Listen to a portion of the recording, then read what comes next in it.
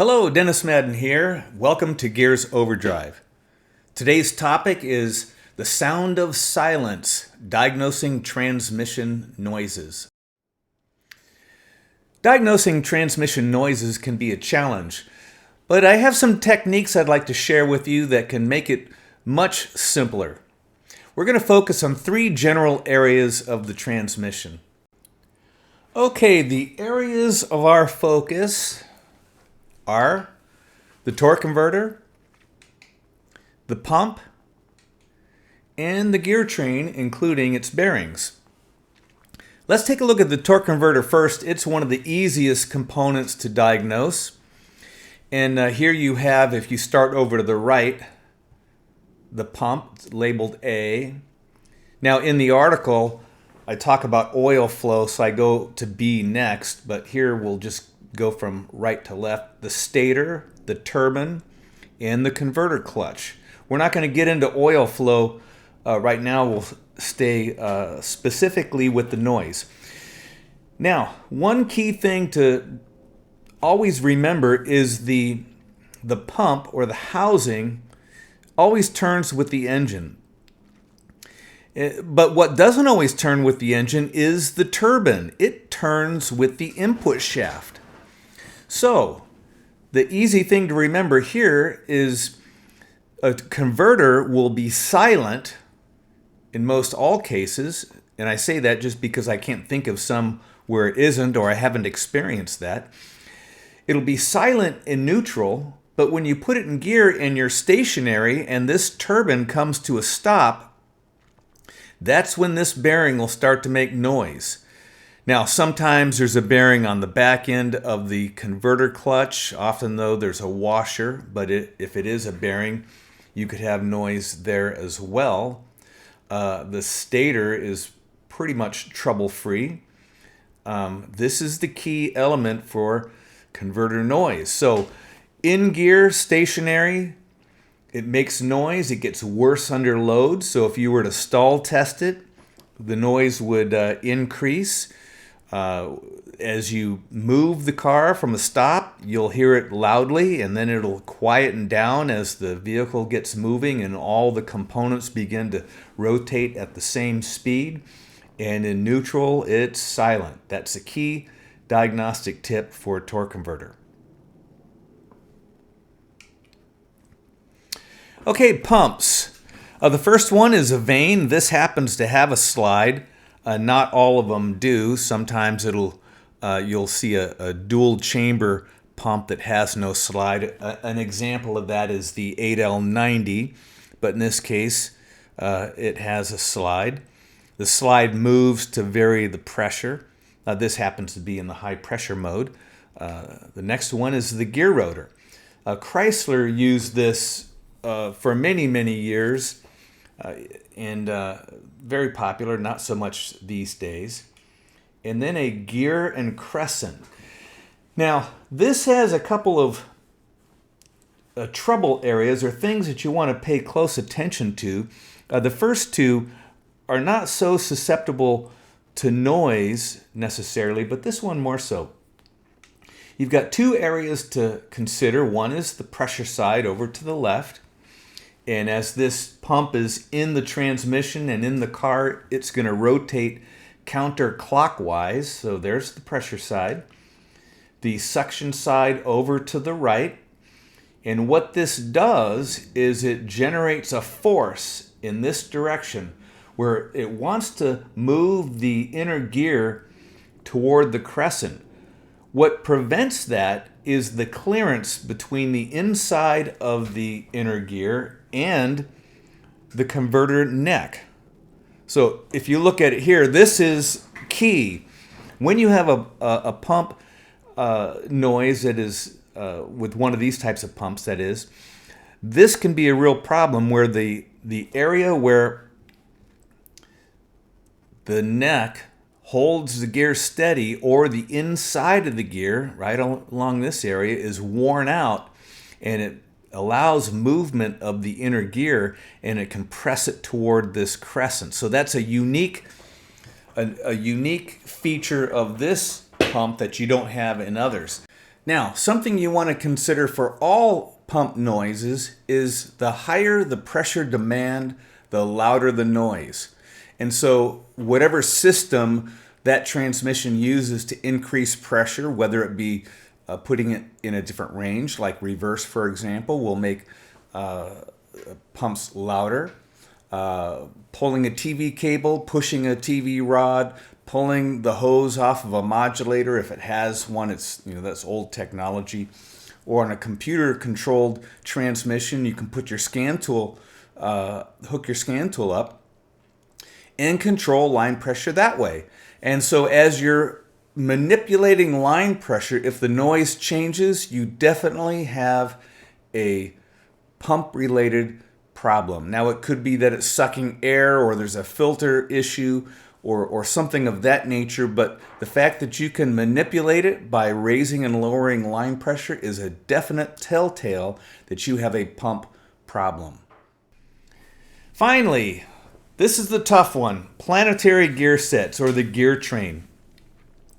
Now, there are three components to all of these: the ring gear, right here, A, the planetary itself, which is B, and this is to represent some metal component that is holding all of the planetary gears, or C, the sun gear.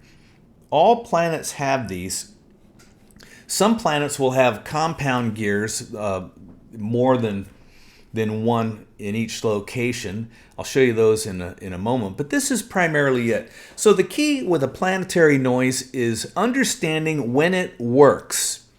Now, what I mean by that is when you have a load on the bearing or the gears, the more or the greater the load, the louder the noise will be. When all of these are turning simultaneously in the same direction and the same speed, it'll make no noise. For example, if item C, the sun gear, is turning at 1,000 RPM, and we'll just say clockwise, and B, the planet, is also turning at 1,000 RPM clockwise, A must also follow. And that's a key thing, a one-to-one or direct drive with the planet. If any two components are turning in the same direction and at the same speed, the third must do so as well. And so that's something to keep in mind as we go through the various gear trains. But the key is, when does the planet work? When is it doing something that matters? When is it under a load? And for each gear in a specific transmission, you'll want to rely on the clutch and band chart, which will show you which elements are on for each gear. In this example, for first, we have the forward clutch is applied, the forward sprag is holding, and the low roller clutch is holding. Now, you'll have to, if you're familiar with the transmission, you'll have to understand what planets are attached to these items to make sense of it.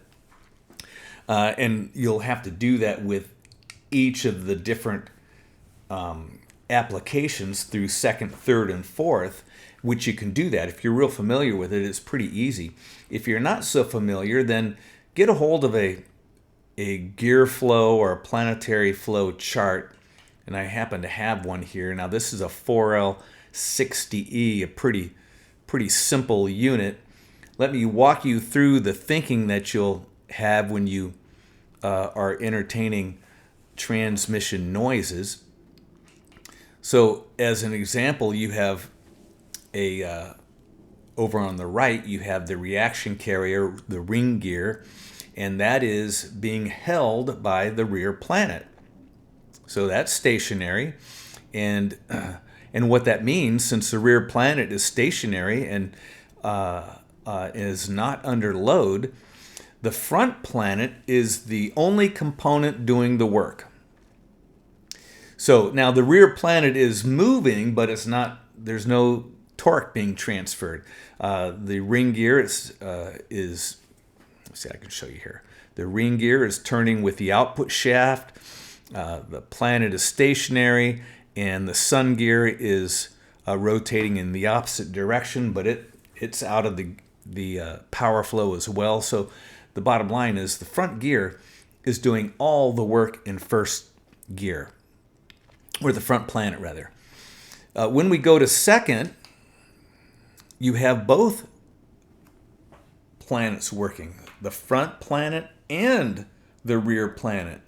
So now, if you have a situation where you have noise in first gear and second gear, you would suspect the front planet because it's working in both of those gears.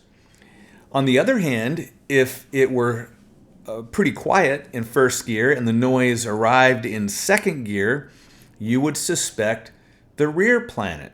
That's pretty much how you're going to think this through as you diagnose the planetary noise. Now, a couple of things that also happen, aside from the planet noise getting louder under load, the faster you move, the higher the pitch.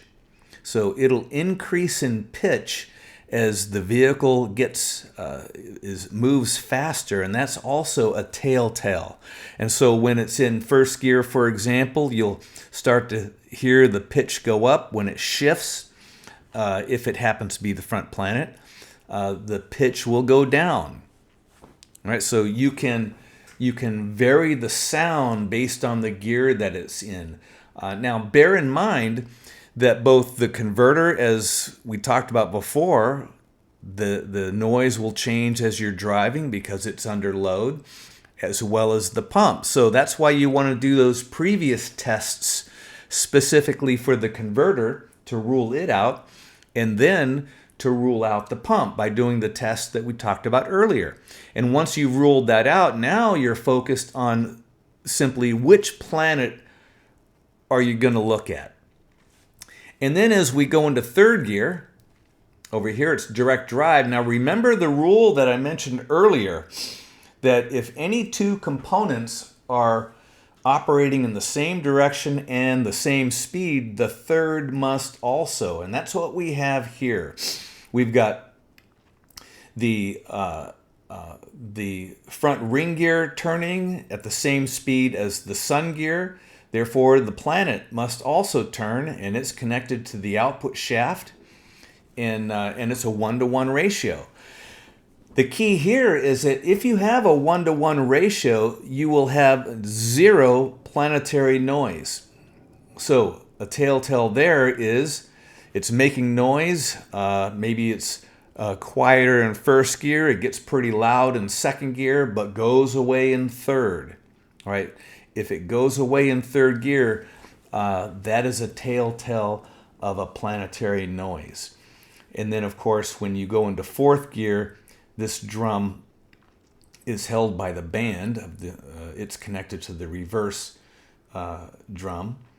And this sun gear is stationary. The planet is doing all the work, and we are in overdrive. So with the rear planet, you're going to hear the noise in second and fourth gear. The front planet, you'll hear it in first and second gear. And that's how simple it is for a simple gear train like the 4L60E. Okay, let's look at something a little more complicated. A 6L80. Now, one thing that you want to notice right off is that there isn't a 1-to-1 ratio. So the planets are always doing something. The question is, which planets are doing the work? There are two housings, an input over here, and there's a pretty hefty planet in the back that has a simple planet on the front side of it and a compound planet on the rear side. Now, as you're working through this like we did on the 4L60E, you may notice a couple things. These particular ranges, third and sixth, there's a series of clutches that aren't applied, and you may be inclined to think that there's some delineation that is applicable to these gear sets. It's not true. You got to be careful with something like this to jump to a conclusion.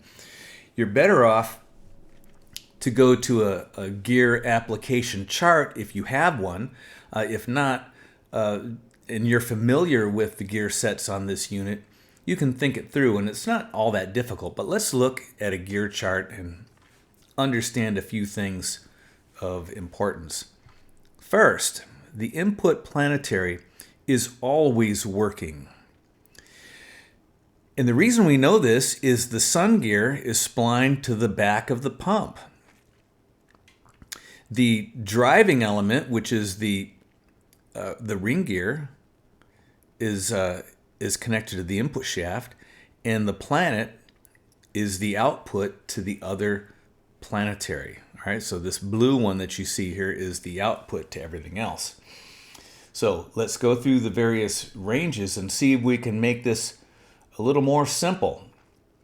So in first gear, you're going through the input planet to the rear planet, but you're only working the back side of it, the compound set. It looks similar to a Raveno. It really isn't, but it looks like it. But we'll just call it a compound set. So the rear portion of the planet is working in first gear. The front portion that has the simple planet on it is just going for a ride.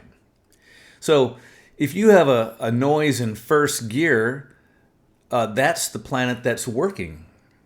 All right, so you may suspect that, but let's see when else it's working. In second gear, it's working as well, but it also is using the front planet. So now it's using both sets of the rear planet for second gear. Now, in this instance, if you have a noise in first and second, you'd suspect the compound portion. If it was quiet in first gear and then started in second, you'd suspect the front portion, the simple one. And so that's the thinking that you'll go through as you look at each gear. Now in third, it's kind of interesting. So you have the front planet and the rear planet. But look at this. This is something to pay close attention to. The pinions do not rotate. Sun gears, internal gears, and carrier rotate at the same speed. So now, when I mentioned earlier that there is no one-to-one ratio, that's not altogether true. In third gear, this planet is locked up, and it follows the rule that if any two components are turning at the same speed in the same direction, the whole set will. It's a one-to-one ratio in that back planet, and what you're seeing for third gear is the ratio of the front planet. So this is very helpful. If you have the noise go completely away in third gear, you are dealing with a rear planet problem. If, on the other hand, the noise is still there in third, you're definitely looking at an input planetary gear set. So this third gear is a big deal to consider. So then we can go to fourth gear, and it's using the rear portion. In fifth and sixth, it's using the front. And so it just depends on which elements it's holding and which ones are the output. But this chart makes it very, very simple to understand what the gears are doing. But third gear is a key component, as is first for that matter, but third in particular. Okay, now this next subject isn't in the article, but I thought I'd throw it in just for good measure, and that is the gear train of the 8L90. Now it gets a little more complicated, and I'm not going to go through all 8 gears on this. This is the 8L90. There are 4 planets, and you can go nuts very easily if you're trying to figure all this out, but there are a couple of key things to consider with this. First is the front planet.